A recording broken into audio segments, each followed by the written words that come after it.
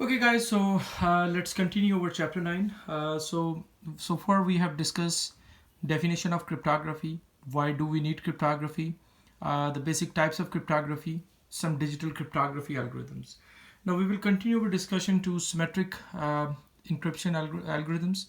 Symmetric, as you remember, where we use the same key for encryption and decryption, and asymmetric, where for encryption we use a different key, for decryption we use a different key. And specifically in asymmetric, sender uses receiver's public key to encrypt, and when it gets to receiver uses his private key to decrypt the message. We'll talk about it in detail. So now let me give you a basic idea about some symmetric algorithms. Like one of the most commonly used symmetric algorithm is DES, and it stands for data encryption. It's the data encryption standard. So this particular algorithm is basically a simplified form of Lucifer. It's the simplified form of Lucifer, the algorithm which was invented by IBM back in 1960s. This was a joint effort or joint effort of IBM and Department of Defense, United States. And this algorithm was mainly invented back in 1970, but it was commercially it was made available or unveiled in 1997. It was commercially available, and this algorithm has received many attacks right after it was commercially disclosed. Uh, the basic feature of DES was the block size. The message block size was 64-bit, and in order to encrypt the message, the key was just 56-bit, and key size was fixed, and the message size was also fixed. This algorithm has been reported, many vulnerabilities have been reported so far on the DES algorithm. So this algorithm was quickly replaced back in 1998 with triple DES. Triple DES, the idea of triple DES was exactly the same as that of DES, but rather than using one DES, we use triple DES, as name suggests. So in triple DES, what happens? Let's say this is your plain text, 64-bit plain text. So in 64-bit plain text, what we do is, firstly we use one DES. Whatever the process of DES was, we applied here. We got one value, intermediate value. Then we use that particular value as an input for next test. Output of this DES becomes the input for the next test, and after the third DES we got our ciphertext. So we need 3 keys for each particular DES of 56 bit. So this is basically the concept of triple DES, but again it had the same problems, same issues as of the triple DES. Then nowadays, of course, we use AES. AES is basically the algorithm that which is approved by NIST in 2000, and it's an official encryption standard which is used by United States federal government for their database encryption and all that. So in AES, it stands for Advanced Encryption Standard, and it was basically tested and finally it was launched in 2000. And this particular algorithm has flexibility of key size. The block size, like the plain text, is of 128 bits, and the key size could be minimum 128 bits, or it ranges from 128 to 4096. So basically depending upon the architecture, depending upon the size, but it can be more than that as well, depending upon the computational size as well. The limitation, or you can say limitation of the symmetric is, with the symmetric encryption algorithm, we can get confidentiality. It does provide confidentiality, integrity, and availability. But we cannot actually get authentication, plus we cannot get the non-repudiation, because there's no concept of digital signature, nothing like that, because both parties, they use the same encryption and decryption algorithm, the keys in fact. While in the case of the asymmetric, as we already discussed, but let me recall quickly. So in asymmetric encryption, let's say we have two parties. They want to communicate with each other. Let's say we have Alice. Alice wants to communicate with Bob. As you remember, Alice has two keys. Alice has a public key, which is known to everybody, and Alice has a private key. And again, there is an interdependency between these keys. If you encrypt anything by using Alice public key, it can be decrypted by using only Alice private key. Same is the case with Bob. Bob has a public key, and he also has a private key. So if you want to encrypt anything, you can actually, you need to use, if anything is encrypted by using Bob's public key, it can be decrypted only by using Bob's private key. So if Alice wants to communicate with Bob, Alice will not use her keys at all. If she wants to communicate with Bob, so what Alice will do? So here is a plain text. We have a plain text. So Alice will use an algorithm, and Alice will use receiver, which is a Bob's public key. She used Bob public key and calculate the ciphertext. Now, once Bob will receive the public key, the ciphertext, so Bob will use the same algorithm. And this time, because this message was encrypted by using Bob's public key, so Bob will use his private key, this particular key, private key, and you can get the plain text back. This is the basic working of encryption and decryption in an asymmetric scenario. Now the thing is, two main punchlines that you need to remember. One is in asymmetric, sender uses receiver's public key to encrypt the message.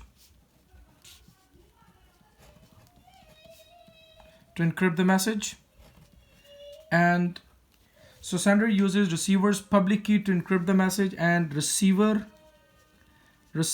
uses his or her private key to decrypt the message.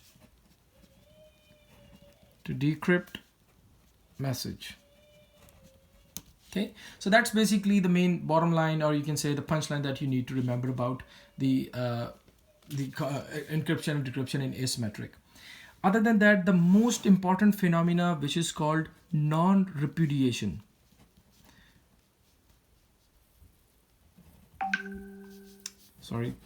Non-repudiation. So in order to achieve the non-repudiation, what we need to do is we need to actually integrate digital signatures. So digital signature not only provide integrity, but they also provide non-repudiation. So let me show you how we can actually get the digital signatures and how they actually protect the non-repudiation.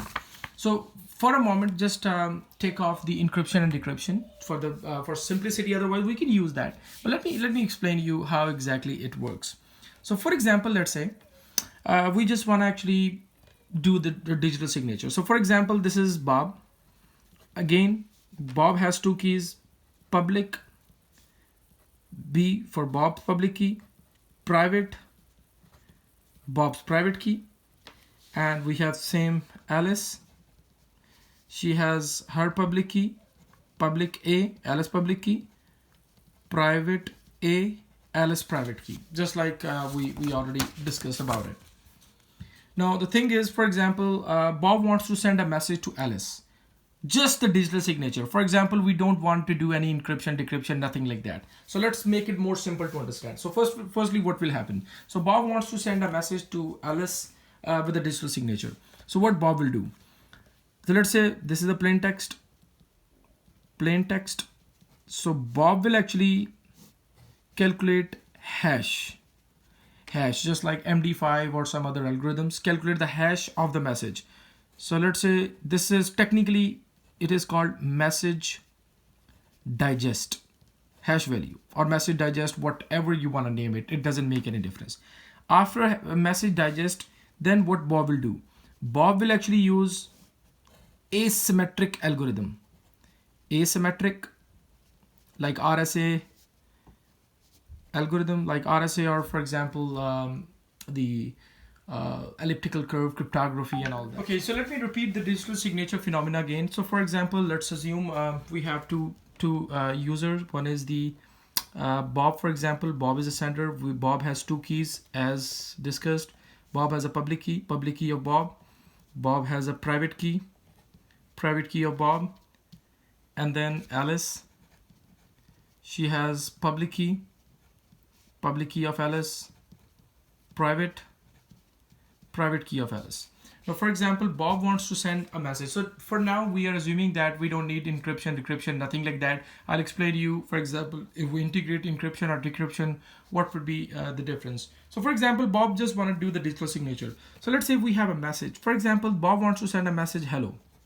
This is the plain text message to Alice with a digital signature. So Bob will actually firstly calculate hash value of the message. Let's say after calculating hash, let's say I'm naming it message digest. So Bob will calculate a message digest, or you can say hash value, whatever you want to name it. So Bob will calculate a hash of the message, whatever the message was, hello in overcase, and calculate the message digest. After calculating the message digest, then Bob will use asymmetric encryption algorithm. Asymmetric algorithm, like where we use different key for encryption and decryption key for decryption key is different as well, like RSA or so, for example RSA. And now Bob will actually encrypt the message digest with his private key, Bob's private key, because we need to sign it. So if you want to sign it, so you need to use such values, such a key that only you can do it. So that's Bob's private key. Nobody else knows Bob's private key. So now after that, we will have our encrypted message, which is called digital signature. So it is encrypted hash, which is called digital signatures. Okay. And now we are basically concatenating the hello original message with the signature. So hello original message plus the encrypted hash. So what we did is we have calculated, the first step is we calculate the message digest of the original message by passing it through the hash function. Then we calculate then we encrypt the message digest by using Bob's private key to calculate the digital signature, which is encrypted hash, and now integrate or concatenate original message with the encrypted hash, or you can say digital signature.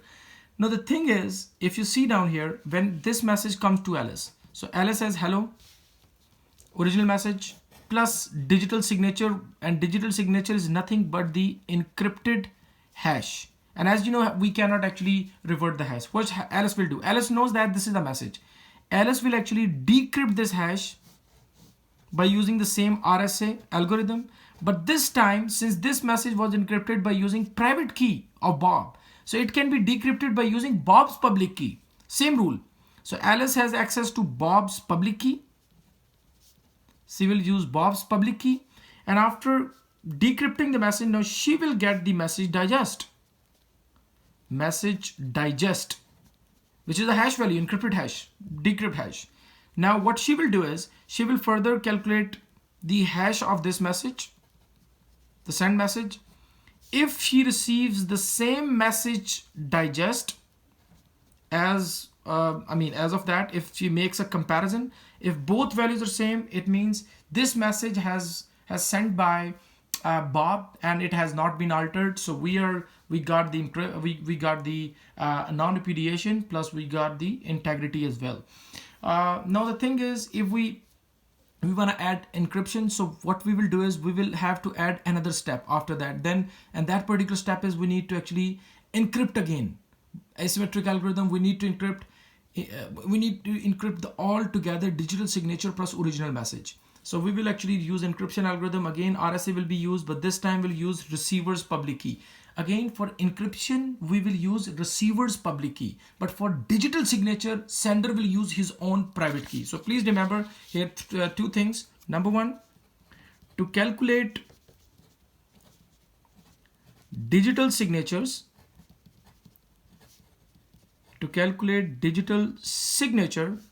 the sender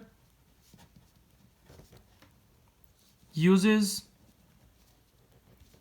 his private key And secondly, for verification of signatures, the receiver uses his or her, uses sender's public key, because it has been encrypted by using sender's private key. So please, these two lines are very important. You will see many questions regarding these particular things. Okay, so please make sure for encryption and decryption, sender uses receiver's public key. For decryption, receiver use his private key. But in the case of digital signature, it's a reverse. Sender will use his private key to encrypt the message, and receiver will use sender's public key to verify the message. Okay. Then we have two algorithms that we will be discussing in our lab session. I will actually discuss both of the algorithm in our lab. The algorithm is Diffie-Hellman. I will explain Diffie-Hellman with example, and I will also explain you RSA with example. These are the two algorithms that we widely use in asymmetric. Diffie-Hellman is basically a secret key exchange algorithm. Secret key exchange, we will discuss that particular algorithm in detail. And RSA is basically asymmetric encryption scheme, like to encrypt the data, how we use RSA and all that stuff. We'll discuss these two algorithms in detail, and with a particular example, because we're gonna actually discuss that in our lab as well. So very quick application of asymmetric that you need to know. What are the applications of asymmetric encryption? Asymmetric encryption. So number one is basically the software updates. Software update. For example, if you have an iPhone, or if you have any kind of device like Samsung or any other device, and Microsoft maybe, in fact, so you guys receive some software update from publisher most of the time. So what happens actually when you start downloading the update, it takes a lot of time, like it verifies the update from where that update came from and all that kind of stuff. So basically what happens, so for example, vendor wants to send you update. So what vendor will do, so let's say this is basically a update, this is a software update. So vendor will actually software update will be, vendor will actually digitally sign this update. So what will happen now, sender will actually, this is update, sender will use asymmetric algorithm, use his private key of vendor, okay, and sign it, create a signature. Now basically what will happen when you receive this particular software update, so you guys receive signature and you have this particular update as well.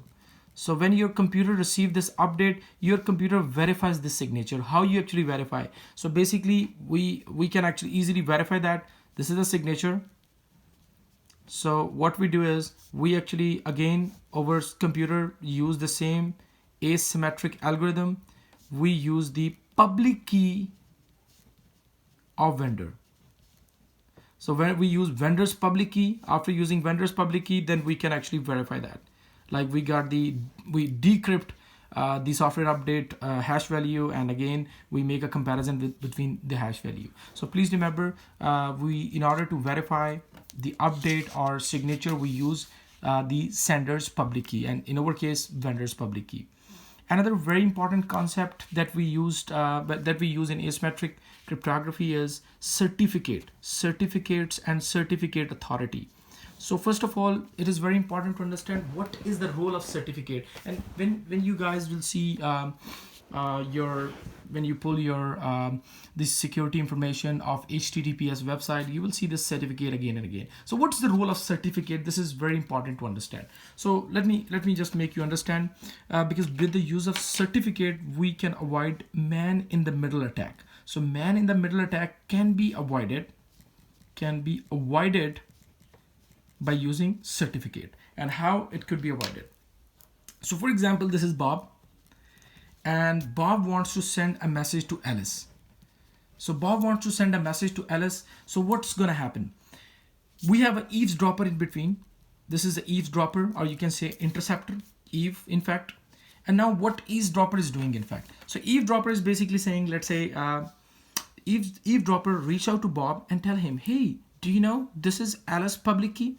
Like, again, remember, Bob has two keys, his public, Bob has a private key. Eavesdropper will also have the same key, public, and his private. Same is the case with Alice. She has her public key, she has her private key as well. Now what's going to happen?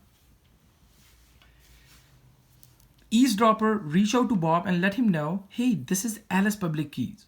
So he's basically giving his public key to Bob and telling him, hey, this is Alice's public key, just to trick Bob. So what will happen? Since Bob wants to send a message to Alice, Bob will actually, this is the plain text. So Bob, if you successfully eavesdropper trick the Bob and make him believe that this is the Alice public key while he's sending his own public key.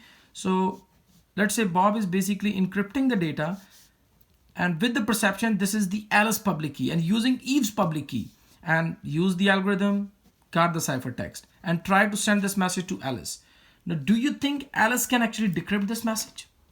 Absolutely not, because this message has been encrypted by using Eve's public key. Only eavesdropper's private key can be used to decrypt that.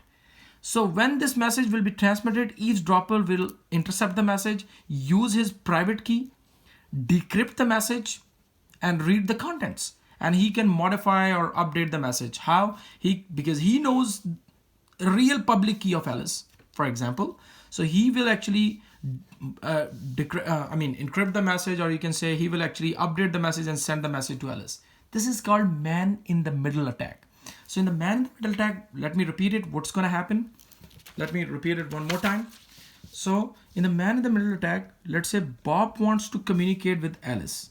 So Bob needs to use Alice's public key, but eavesdropper is sitting in between them. So eavesdropper is basically reach out to Bob and tell him, hey, this is public key of Alice, while he's basically sending his public key.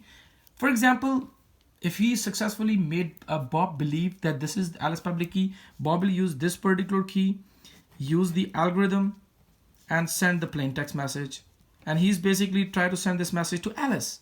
But Alice cannot retrieve the message because this message has been encrypted by using eavesdropper's public key. Now, when this message, who can decrypt the message? It's eavesdropper. So when it gets to eavesdropper, ciphertext, eavesdropper will use his private key because message was encrypted by using his public key. Now he can see the plain text, whatever you want to transmit to Alice. Now what he can do, he can actually modify the message, modified plain text, use the same algorithm, use the real Alice public key, calculate the ciphertext, send it to Alice. Now when she will receive it, she might think the message came from Bob. So what will happen? She will actually use Bob's public key. She will use her private key. Alice will use her private key and decrypt the message. And this is called man-in-the-middle attack. So in order to avoid this man-in-the-middle attack, what we do is we actually use these certificate authorities. And what the certificate authorities, what they do is they actually certifies the public keys. So public keys are certified by certificate authorities. So certificate authorities, they actually certify the public key. So if anybody tells you, hey, this is my public key, so they have to show you a certificate issued by a legitimate certificate authority. So for example, if you have a public key, so this public key will be signed, digitally signed by a certificate authority. Algorithm and certificate authority will sign it by using his or her private key, and you will have certificate. And certificate is nothing, it's a digital signature. And if anybody wants to verify, they can use certificate authorities public key to verify that. Okay. So this is all about the chapter 9.